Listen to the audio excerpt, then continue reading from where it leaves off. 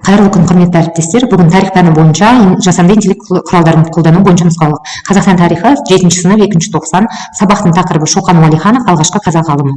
Оқу бағдарламасына сәйкес оқыту мақсаты 7-2-3-1 Шоқан Уәлихановтың ғылыми зерттеулерінің тарихи құндылығын анықтау. Сабақтың мақсаты оқушылар жасанды интеллект көмегімен Шоқан Уәлихановтың ғылыми қызметін зерттеп, оның қазақ тарихындағы маңызын анықтайды. Бұл тақырып 2 сабаққа берілген. Бірінші сабақ практикалық түрде өтеді, теориялық түрде өтеді, екінші сабақ практикалық тапсырма беріледі.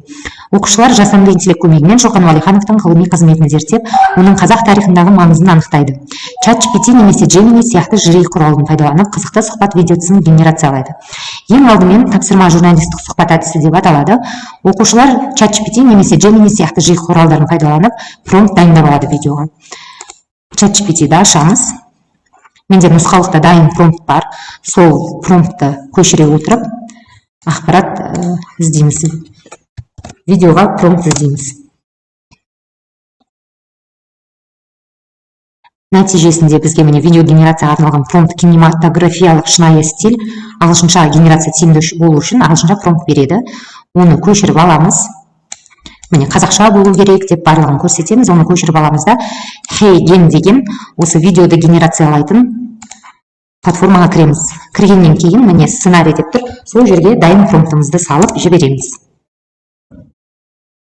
Осы жерде промптты бергеннен кейін загрузить фото деп алдын ала біз Шоқан Уәлихановтың суретін жазып дайындап аламыз.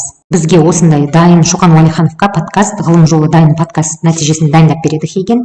Құрметті көрермендер, бүгін бізде өте ерекше қонақ. Алғашқы қазақ ғалымдарының бірі заманауи Шоқан Уәлиханов. Қазіргі заманға Уәлиханов сай подкаст. Бүгінгі жастарға ғылым Шоқан туралы Уәлиханов не айтар едіңіз? өз өсиетін Ғылым қалдыратын. халықтың болашағы. Кек білім арқылы ғана халық дамалады. Жастар әрқашан ізденімпаз болып, әлемді тануға ұмтылуы керек. Осындай видео бізге дайындап береді. Видео ұзақтылығы 1 минутқа жетеді. Және де осы дайын видеоны жүктеп аламыз өзімізге. Міне сохранить, скачать деп басып жүктеп аламыз.